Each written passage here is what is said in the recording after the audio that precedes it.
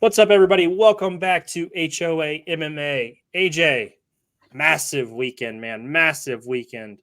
How are you feeling after UFC 298? The king is dead. Long live the king, man. Yeah. Boy. I mean, great card, first of all. Let's kind of get out of the way first. Easily the best card this year. Easily, you would say. Sure. But Yeah, that's tough. I mean, I called it, but yeah, you did. I was still shocked. Just amazing card top to bottom, though. Amazing card top to bottom. Really excellent. Fantastic night of fights. Completely delivered on all accounts. Everything possible that we could have asked for. I feel like that card delivered. We've also got UFC Mexico to talk about for this coming weekend, AJ. Anything outside of the world of MMA you want to touch on before we get going tonight? No, do you know what? I will say before we get into the fights, I purchased my ticket for Dune 2 today. I will be there March 1st. I'm calling off of work. I don't want to hear anything from work about shit. I won't be there. I'm going to be there. I'm already sick that day. I told the guy that I've been working with, I'm like, I'm telling you right now, I'm not going to be there on March 1st. I'm going to give you a heads up and I'm going to call off in the morning, but I'm not going to be there March 1st. Actually, speaking of Dune Part 2, I think we should kind of let people know. You obviously have your other channel when it comes to your movies. Your boy will be making a special appearance to review. We will be talking about Dune 2 on my other podcast, Movies by Doug. That is a audio podcast. I am super excited. I'm glad you agreed to come on. Obviously, I had the ace in the hole with Dune 2 being the movie that we're going to talk about, but very excited about that opportunity. So if you guys like movies, check out Movies with Doug. I do movie reviews on there. I need to get back to it. Kind of took some time off watching the Harry Potter series with the kids. So I haven't been going, as deep into movies recently. But Dune 2, big night. I'm excited to do that with you. But AJ, we're here to talk about fights, and we have a lot of fights to talk about. I want to start off by saying the early prelims. Thank you, Miranda Maverick, for winning the fight. She kept this podcast alive for another fight. Without her, we wouldn't be here today. So I did want to give her a massive shout out. Tough night for Val Woodburn. Maybe he doesn't have the skills. He did touch up Elliott a couple times that made it interesting, but Val did not get it done. Lost to Elliott by unanimous decision. Elliott looked really good. He looked really good. He's a fighter. After being cracked in round one, he looked really good. I'm really impressed. He's a good fighter for sure. And then Danny Barlow. Danny Barlow can fucking fight, man. That dude can scrap. Nice win for Danny Barlow. Any other thoughts on the early prelims there? Nakamura's fight didn't catch on fire as much as I kind of thought that it would be in terms of his performance. Even though he looked impressive and he won, it didn't really set things alight. Justin Tuffer needs to kind of needs to have words with his older brother, because he went in there and literally just got his leg destroyed. Yeah, ouch. Ouch. Just got destroyed. And Lemos and Dern had a really good fight. That was a banger, man. That was a good ass fight. I got to tell you guys, I know we talk about this all the time. Mackenzie Dern's stand-up game is not great, but she fought her ass off. Like she put herself in a situation to win that fight and give herself an opportunity. And Lemos obviously came away with the decision win. But if Mackenzie Dern can show up and fight her ass off like that every time, I'm in to watch her, man. I thought she had it put together. A pretty tough fight after getting rocked quite a few times. So shout out to Mackenzie Dern and Lemos. I thought that was a really nice prelims final fight. Going into the main card, AJ, Anthony Hernandez chokes out Roman Kopylov. I picked Kopylov to win. You picked Hernandez. Nice pick there. What was your thought on that fight at middleweight? Hernandez ruined a lot of people's parlays last night. Yeah. I mean, on Saturday night. Kopylov looked great, and he looked really good in round one. Kopylov did a couple of things on the feet, sharp, very clean, Chris striking. You can you can tell early on who was the better kickboxer. But Hernandez was doing well on the feet, and he managed to live with him. Like he managed to live with Kopylov, and that was kind of like I remember saying as well. He's gonna have to be able to live with him on the feet before he can actually wear him down. In round two, Kopylov did look tired because I feel like he did try to go all out to try to like put him away. He didn't get him away, and as Kopylov started to slow down, and Hernandez was just he was keep going for takedowns, even though Kopylov was obviously defending takedowns really well. I think that was a stat like that was like the 20th takedown in a row that he's managed to defend against. Yeah. He eventually got tired. Hernandez kept going on. He kept pushing. He kept being persistent. He kept putting the pressure on. And then when he did eventually manage to take him down and obviously take his back, it was over. Even though he survived the first choke, he survived the first one. This side, yeah. And then the moment he got out, Hernandez rolled and switched him over very quickly, and that's kind of when people get caught the most because you put all that effort to try to make sure you defend it the first time. Yes. When they kind of switch like that, because you think, okay, now I can breathe, now I can relax a bit. That's when at your most vulnerable, the moment he stitched it in again, it was a wrap. Oh yeah, he got it in there tight. It was because you're trying to when you had him on this side, you're trying to turn away from the choke, turning back into their chest, and just right when that happened, I mean Hernandez, that guy's dangerous, very dangerous. He's 12-2 now. I mean, I would look out for that guy. I would look out for that guy if I'm a middleweight who's in that like 8 to 12 range. I would look out for Hernandez. That guy's dangerous. He's easily one of the most improved fighters over the last couple of years. Because last time he lost was against Kevin Holland. Now he's on a 5-fight winning streak, and the guy who forgets Kevin is that person doesn't even like exist anymore. Right. They have you can tell he's really worked on his game, and he's well rounded. Don't just think that like, okay, all he's gonna do and try and go and take me down. If you're gonna fight him on the feet, you're gonna have to be quite a dynamic on the feet in order to beat him. And even so, like Kopylov, who is actually dynamic, he can mix it up. So again, as you say, defo anyone between that upper echelon of top 10 to obviously anyone between 11 to 15, they're definitely gonna keep his their eyes on him, because he looks like someone who could definitely make a lot of noise probably around a year's time. Agreed. Yeah. No. Well said. Next fight was the bantamweight Merab versus Henry Cejudo. Merab takes care of business. Henry retires after the fight. Merab, I mean, he looks like he's just a better version of Henry at this point. Like that's, to me, he didn't even really turn on his pace like he usually does. Mm-hmm. He just looked like a better version of Henry on that night. And obviously going forward, I think he's a better fighter. But what were your thoughts on this one? Because to me, it was just Henry fought a better version of himself. Henry looked good in round one, especially when he caught Merab and he cracked him. He cracked him good. He wasn't able to follow up. Merab was able to recover, and then in round two, Merab kind of did Merab things. He didn't push the pace like he did against Peter Yan, but again, I guess he's thinking, well, in three round fights compared to 5, let me I don't have as much time to really explode and put that pressure on. But he literally did more things. He managed to walk Henry down. I think Henry looked, after round one, he looked very, very slow. He looked very much a 37-year-old man.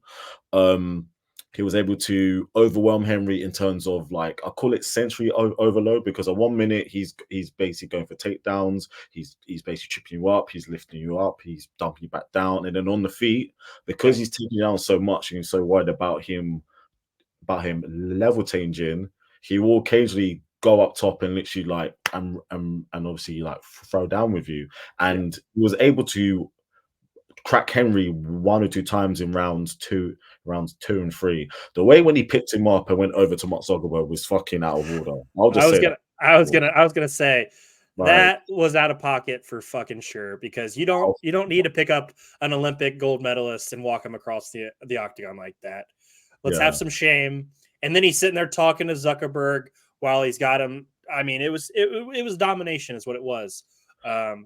Don't you also think that now? And I know hindsight's a really good thing, but I think Henry's probably thinking when he after being Cruz and just saying, "Look, I'm out the game, coming back after 3 years." That's probably when he was definitely at like his peak. Yeah, I reckon he's thinking maybe that wasn't the best idea because it was so stupid. Yeah, he wasted 3 good years of his career. Like, it just feels like he got passed by a little bit, unfortunately, and that's his own fault. He never. Yeah, no, it was. I think he's got to. That's definitely going to look back and be a massive regret on his career because he cost himself money and I mean a big part of his career. Most important legacy. If he was able to defend the belt, let's say one or two more times, they would have given him a chance at 145 pounds. For sure. Yeah, they would have given him the chance, especially whilst obviously Alex was obviously champ because he's not really a big featherweight in terms of height. Right. He had that kind of like wrestling where we don't know how good. Well, he would have tested Alex's grappling and stuff like that. But Merab, it's basically title shot or Corey next. It's as simple as that. It is as simple as that for him now. It's either at worst you give him Corey, but title shot next. And O'Malley's gonna have to do a lot of takedown defense to deal with that guy. I just like I don't know how that goes well for Sean O'Malley. The skills just don't match up.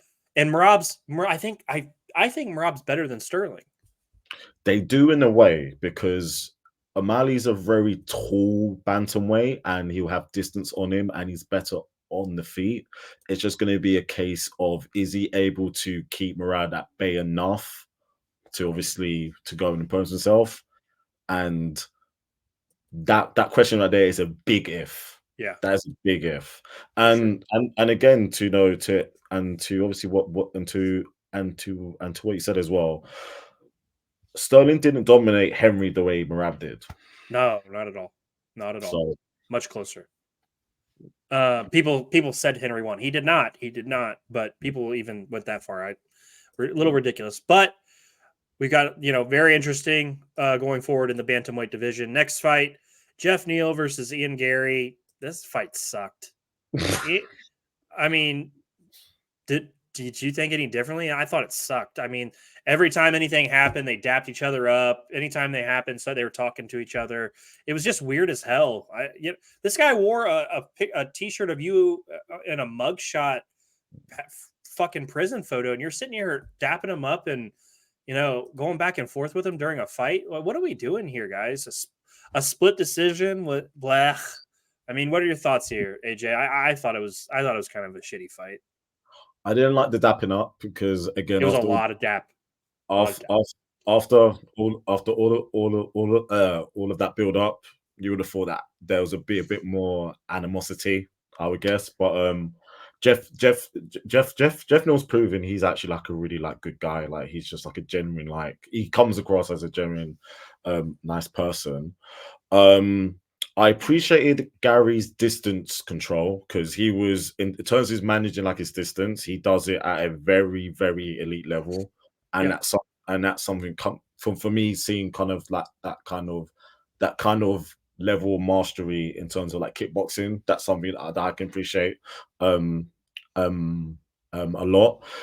He was very clean on the feet as well. Like his striking was kind of just a little bit sharper.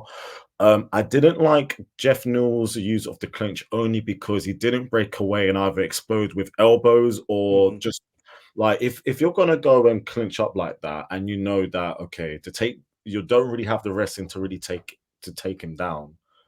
Clinch up for a little bit, tire out his arms out, and then when you break away, hit him with an elbow, hit or kind of explode with like a 1-2 flurry because Yeah. Jeff Neal's route to victory was going to be in the pocket, and if you're clinch up with him, that gives you the chance to break away. And once you break away, especially when it's obviously against the fence, you're literally in the pocket now, and that's where you have your best chance to win. And I didn't think I didn't think he used good use of the clinch. He did have a few moments here and there, but Gary won pretty convincingly. Even though I remember at the time when we were watching it, I thought it was a little bit closer, but I watched it again. I thought Gary won. The split decision was kind of mad yeah. to me too. So I definitely thought Gary won. It just to me it never hit that next gear. It was just kind of, hey, we're here, and it never got into that next level where it felt like Gary was really in danger. But you know, it's whatever. But I will say, for Ian Gary's sake, to go against someone like Jeff Neal and to navigate, get someone that good, that kind of bodes well when he does fight against the top 5 guys, and he will be going across those 5 rounds because that kind of shows he's good at pacing himself, and that's going to bode well with bigger tests to come. Yeah, that's fair. Good point. Next fight, the kick almost heard around the world. AJ, Paulo Costa was this close to shutting off the lights for Robert Whittaker. Robert Whittaker regroups and comes away with unanimous decision. As a guy who's been a contrarian to Paulo Costa, these are the kind of nights that you're like, this guy could be special. Like, this guy has the skills. He is a really damn good fighter when he gets in there. Thoughts on Paulo Costa and Robert Whittaker? Shout out to my guy Robert Whittaker getting that decision though. It was my fight of the night.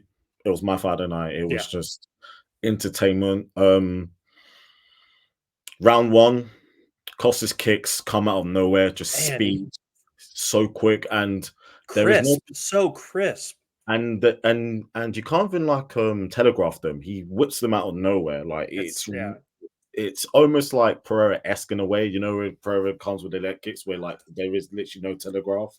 But Costa's come for your head though. That's the difference. Exactly. Pereira is hitting you in the leg. He's trying to take your face off. Like, it's crazy. Keep going. But yeah, it's scary, dude. And Rob is Rob. Like if people thought, okay, this is Rob kind of shut after the last fight against Drew, because Rob is kind of, you know, on the downside, you know, maybe he peaked too early. He's been through all of these wars so much, blah blah blah. Nope, that was a vintage Rob. That was a vintage Rob performance. His footwork in and out. He was a lot cleaner on the feet. He was rallying, and occasionally he was planting his feet, and he was going toe to toe with Costa. And considering this is a guy who fought against Yoel fucking Romero twice, we shouldn't really be shocked about that. And Costa looked good because there were times when when Rob was tagging him, he was eating him up. He was eating the shots. He basically kept coming forward. His jab in round 2 was looking very, very sharp, I would say, for Costa. That's easy Costa's best performance since the Romero fight, which is quite a while back. Rob has still shown everyone he's still one of the best middleweights in the world. Both guys. Stock is pretty much still here, and if Costa can kind of continue to be a bit more active, that's all. I think that's what we're asking for. Yeah, if he's able just to be a bit more consistent in terms of activity. two fights a year, he will easily be one of the most popular fighters within the company. For sure. Yeah. No, that's 100%. And I'll say this now: I want him to fight Hamzat next. After seeing him against Rob, I want to see that fight now. I think want that's a good call. That's a good and call. and he will give Hamzat a hard. He will give Hamzat a Oh tough. yeah. And Did you see the rumor though? it's not gonna happen. That's not gonna happen. That's Mm-hmm. not gonna happen. That's interesting. It's not gonna happen. But I will say, it's a waste of a main event in yeah, terms of not using Izzy and Drickus, but exactly. And I will say for Rob, he's got to fight Strickland next. Former champion against former yeah, champion. yeah, that's a So hell of a fight, and by all accounts, he should beat up Sean Strickland. But I don't. This game is crazy. I thought he should have beat up Drickus. It just and Sean beat up Izzy. It's a wild world that we live in. But the some really good fights going forward at middleweight. All we're asking is Paulo Costa fight more. Shout out to my guy Rob bringing it home. All right, let's talk main event. AJ Alexander Volkanovski is knocked out by Illa Topuria in round 2. Volk looked pretty damn good up until that point, and the lights got shut off. He's been knocked out twice in a row now. Slept. Yeah, no. AJ is Volk's time as a champion in this company dwindling down? Well, history will say it's done because unless you're Tyron Woodley, between 170 pounds and 125, once you hit that age of 35, time is literally just not against your side. I think it's more so because when you find out those lower weight classes, everyone's faster, so it kind of favors more towards the younger guy.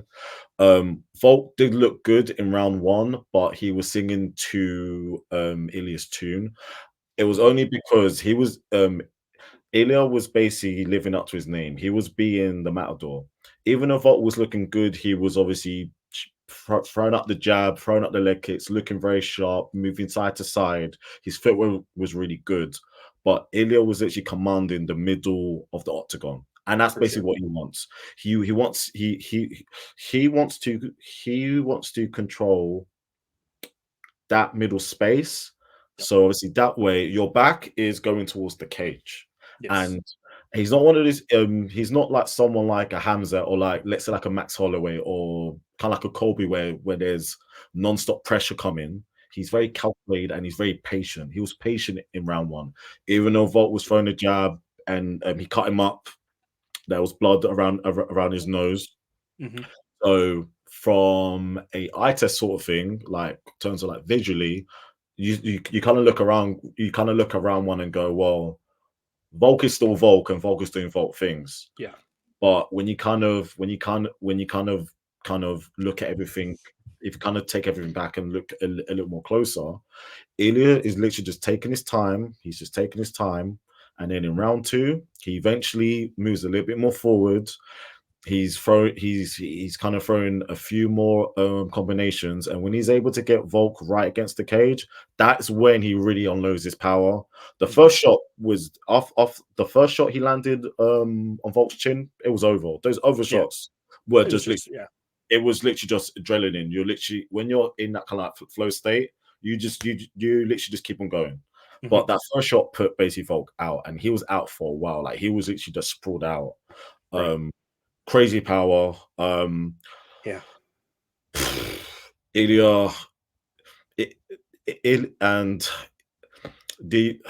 Ilya's down now has now joined a very special club at 145 pounds. He's only the 5th champion. Yep. And the other 4 were Jose Aldo, which is at the time considered the best featherweight of all time. Conor McGregor, who's probably the most important fighter to the sport, and we know what his star power is. Max Holloway, which for me for a while, considering he beat Aldo twice and he's run as well, was for me at one point the greatest featherweight of all time. And then Volk, when obviously Volk for a lot of people, and at the time up until Saturday, the greatest featherweight of all time. Ilya has now joined that club. He's only 27 years old. and he's part of that new breed of MMA fighters where he's good everywhere. Yeah. Wrestling background, jiu-jitsu, boxing, and he was even throwing kicks this time. People were saying he's mainly just a boxer. He doesn't throw kicks. He threw really good leg kicks. Yes, he did. As well, and he's only 27. He looks like he looks like someone who kind of could have a very, very long reign, and just outside of the cage as well. He can open up doors for Europe as well because he has a big following back in Spain. UFC Spain sounds like it could be big. It could be massive because the biggest European fighters in terms of appeal are mainly based within the UK, but it isn't a part of mainland Europe like that. Ilya can really kick open the doors in terms of European MMA. So exciting times. How long do you think Volk should take a break for? Year.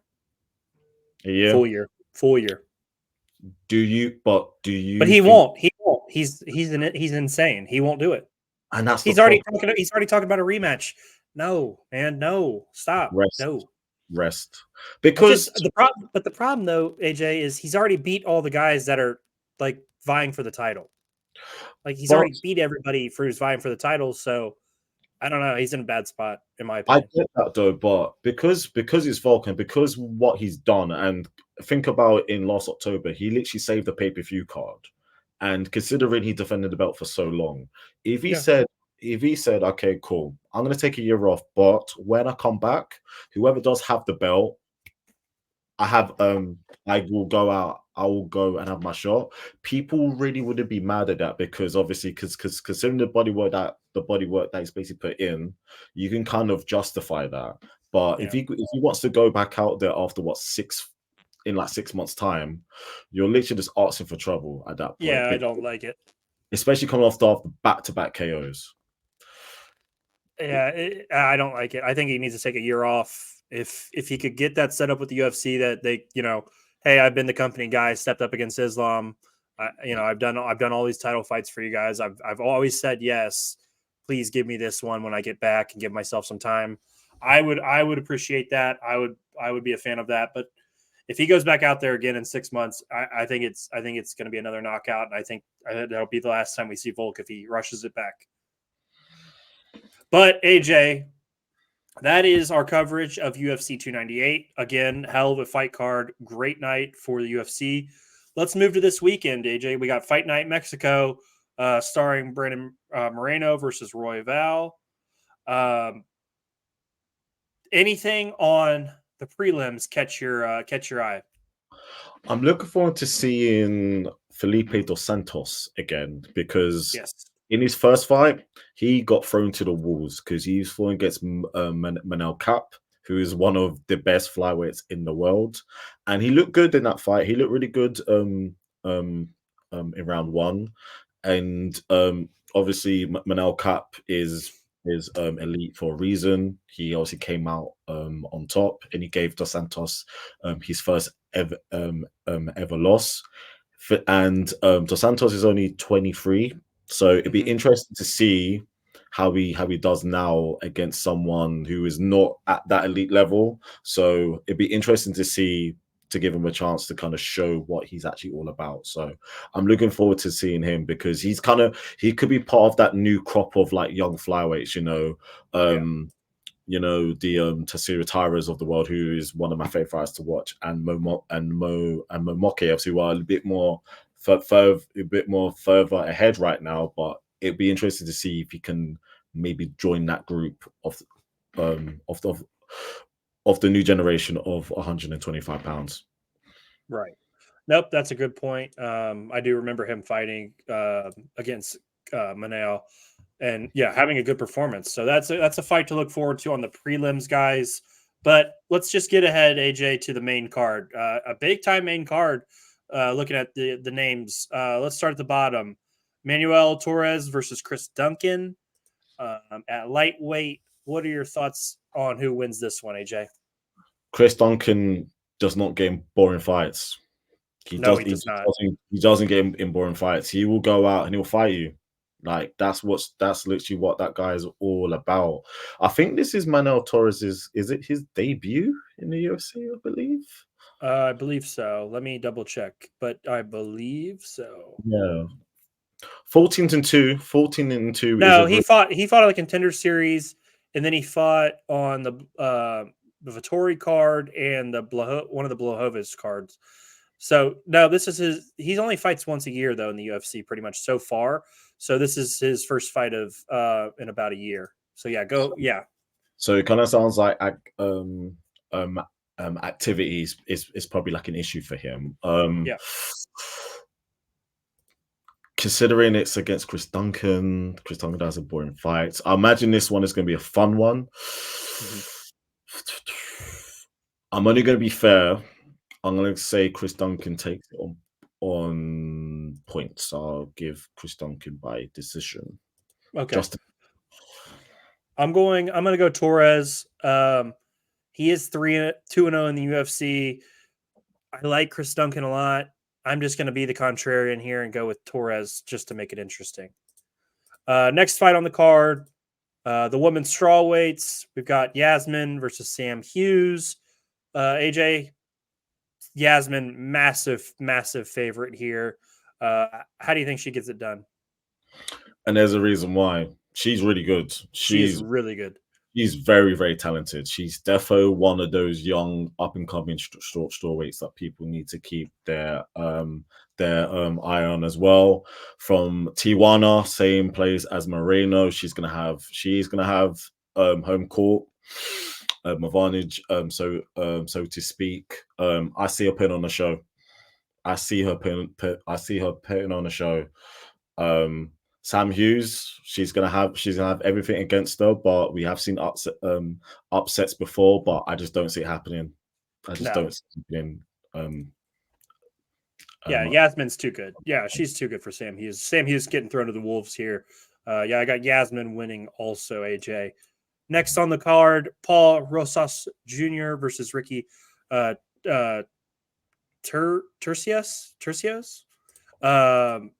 How do you see this one playing out, AJ? It's just good.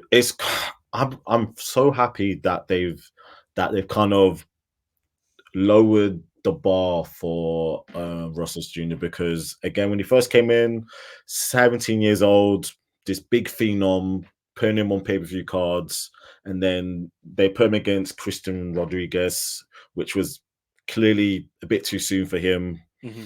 You know, he kind of got taught a lesson there, even though Rodrigues has shown that he's too big for 135 pounds because he's missed weight quite a lot. His next fight is at featherweight, but it's quite good to see that they've been clever with his matchmaking. Now they're not giving him easy fights. They're basically not giving him cans. They're giving him nice opponents who are of a similar level to him to kind of allow him to develop nicely and obviously progress.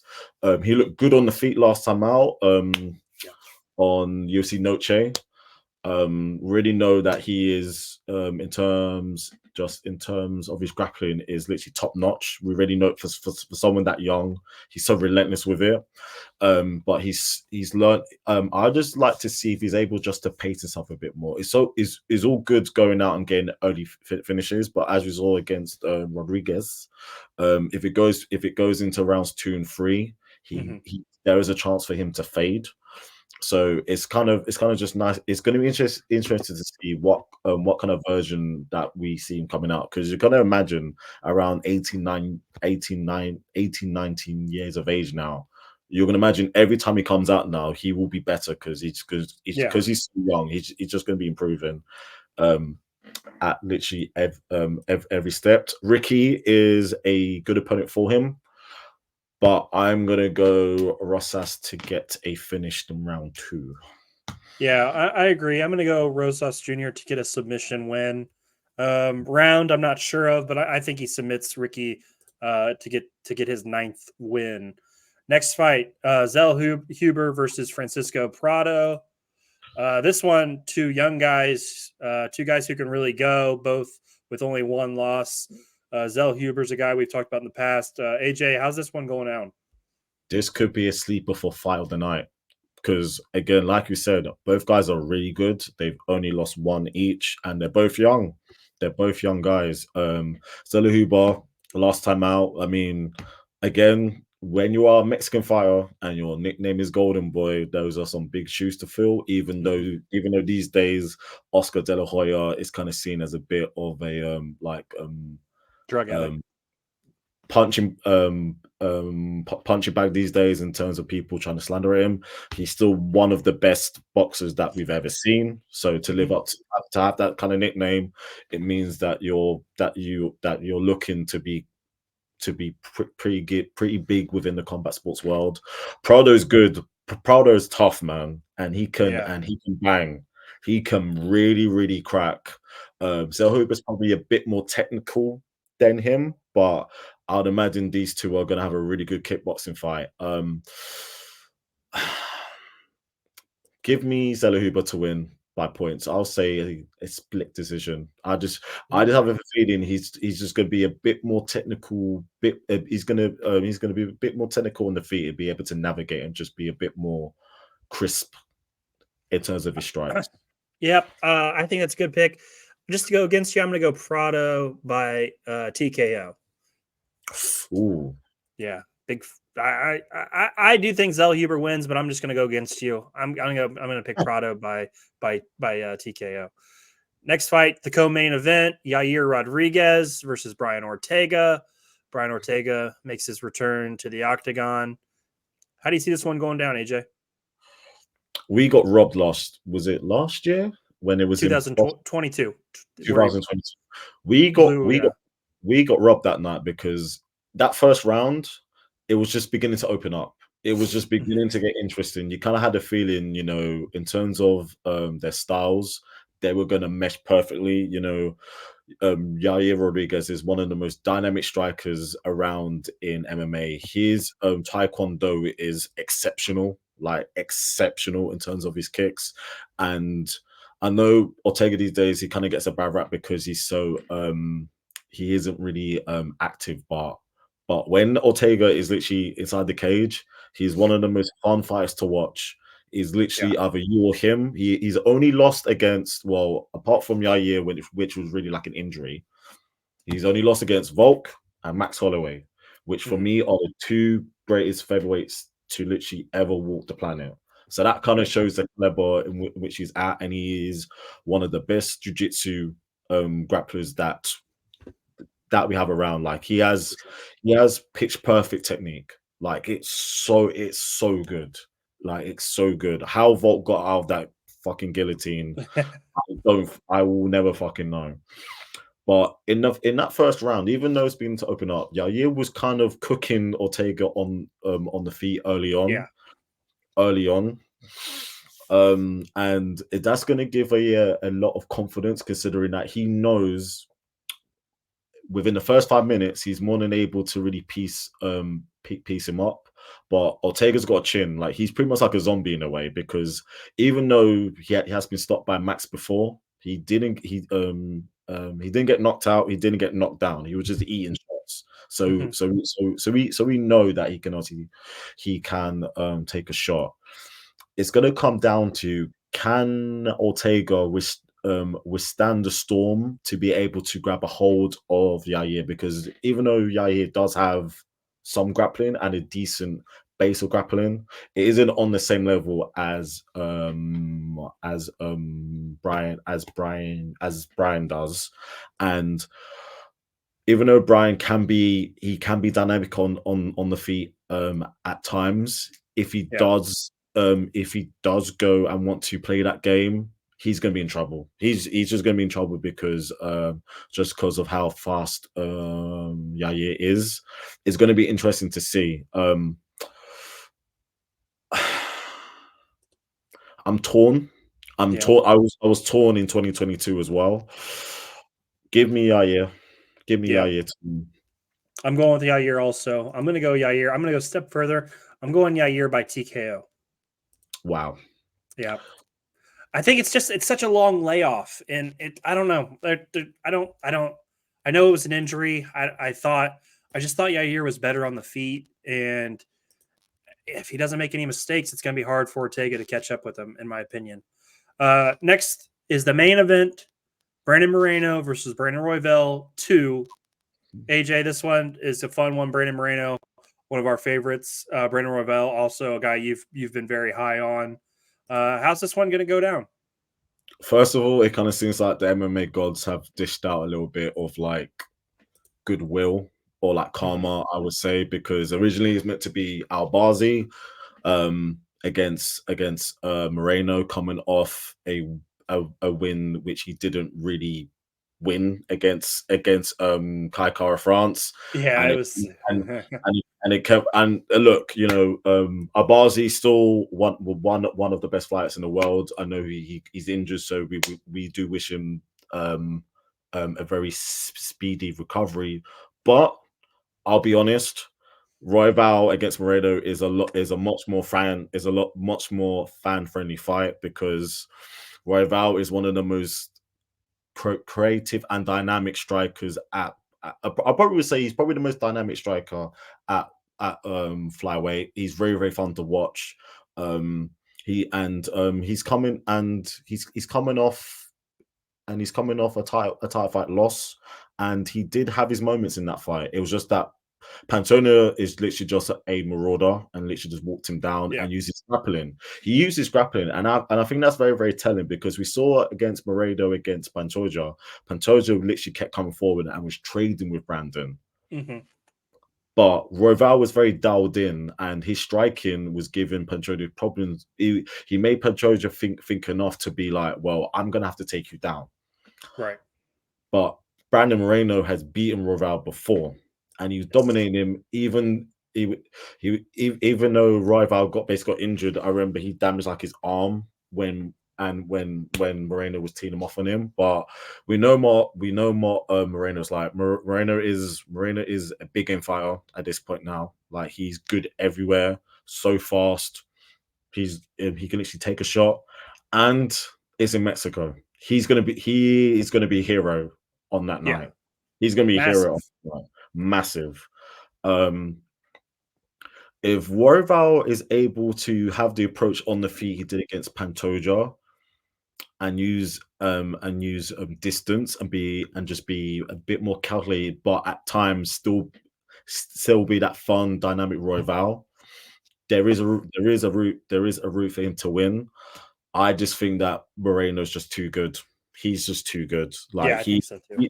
He's easily at worst the second best flyweight in the world still, and you can't see him losing in Mexico. You just can't see him losing in Mexico. So I've got Moreno winning by unanimous decision, putting on a bit of a clinic.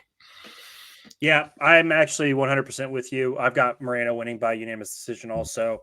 I think he puts on a show in front of his hometown crowd. I'm really excited to see him get back in there. Brandon Moreno is one of the best guys to watch fight, so that's exciting. Obviously, Royval, very exciting too. So looking for some fireworks out of that one. AJ, that's UFC Fight Night Mexico. Let's get into something else here. We got some news and notes type stuff. UFC 300, we have our main event: Alex Pereira versus Jamal Hill. Interesting fight.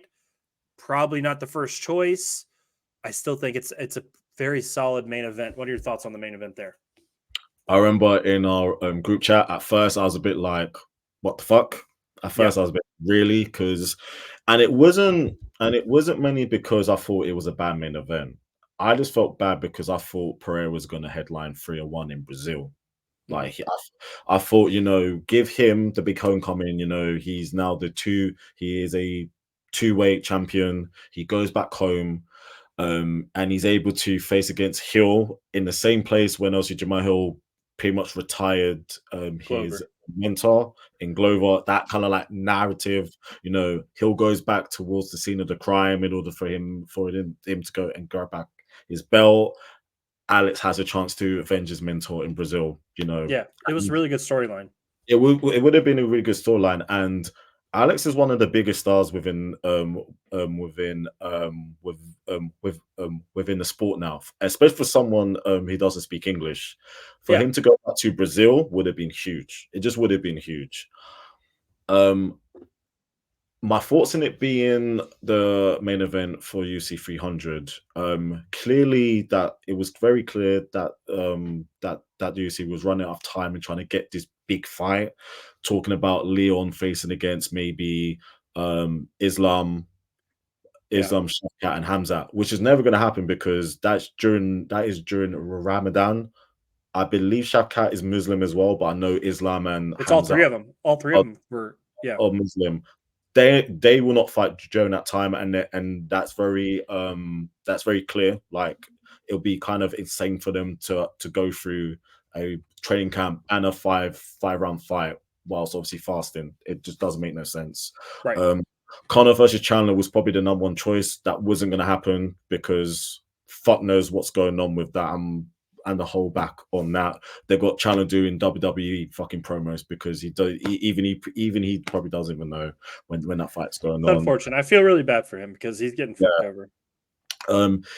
It was too soon. It's too soon for Izzy. It's too soon for Izzy to come back. Still, I personally feel like I know they're talking about him against Dricus and the same thing and the same thing for John Jones. I know he's looking like he's out and about on social media, but he's recovering from a torn pec. Like that's fucking painful. So I'm not actually mad against it because this card top to bottom is one of the best UFC cards ever on paper ever. If you look at UFC, let's say UFC 200, that was meant to have John Jones against DC. That fight didn't happen. We got Anderson against DC, and that fight didn't really catch fire. That fight didn't really catch fire. And in terms of a main event, but Perry against Hill is going to be a shootout. It's going to be a shootout. Like literally, one person is going to get sparked. That's going to be a fun fight.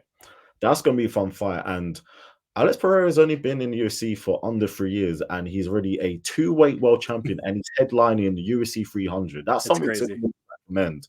And also, we shouldn't complain about that card at all. The first fight on the early prelims is Cody against Davidson Figueiredo, two former champions. So wild. Crazy. And Max Holloway against Justin Gaethje is not even the co-main event. Baddest motherfucker alive, and it's not even the co-main. It's crazy.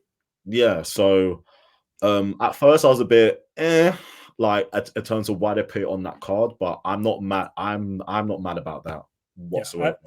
I like it. It's a big time fight at 205. I'm excited. The UFC 300. We're obviously gonna get much more into it later, but it's loaded card.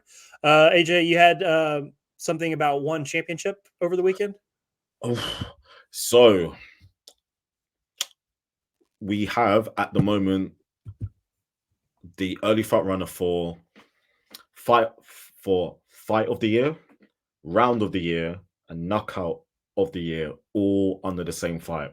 So Jonathan Hecate, who is the one championship Muay Thai champion at bantamweight, was defending his belt against Felipe Lobo, a Brazilian. Round one, Lobo cracks him, drops him against the ropes, bad. And I mean, he hits him down bad. Hecate's rocked. He's in big trouble. So he's in really big trouble. Lobo's coming on strong. He's looking sharp. His striking's on point. And then obviously the round basically ends in round one. But even then, you're thinking if in round two, Lobo's going to come out and maybe put Hecate away. Yeah. Round two is when I talk about round of the year.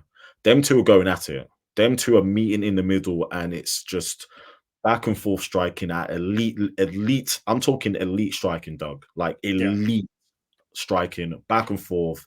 Hecate backs down on his mouthpiece, and he basically starts to pour it on him, and literally rocks Lobos, rocks him bad, and then to keep going back and forth. It's beautiful violence.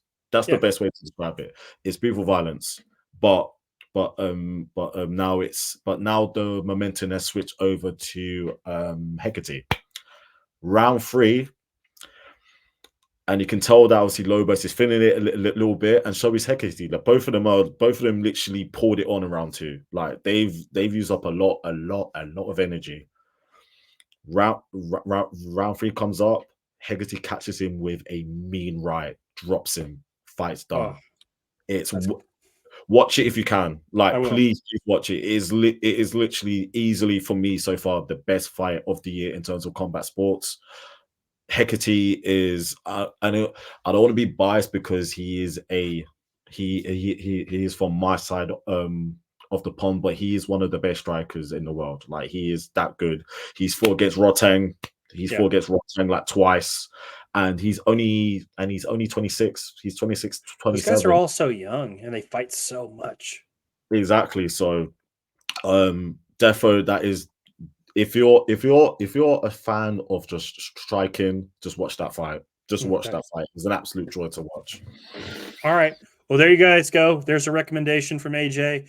AJ, we've covered UFC 298. We've covered UFC Fight Night Mexico. We've talked a little bit UFC 300. We talked a little One Championship.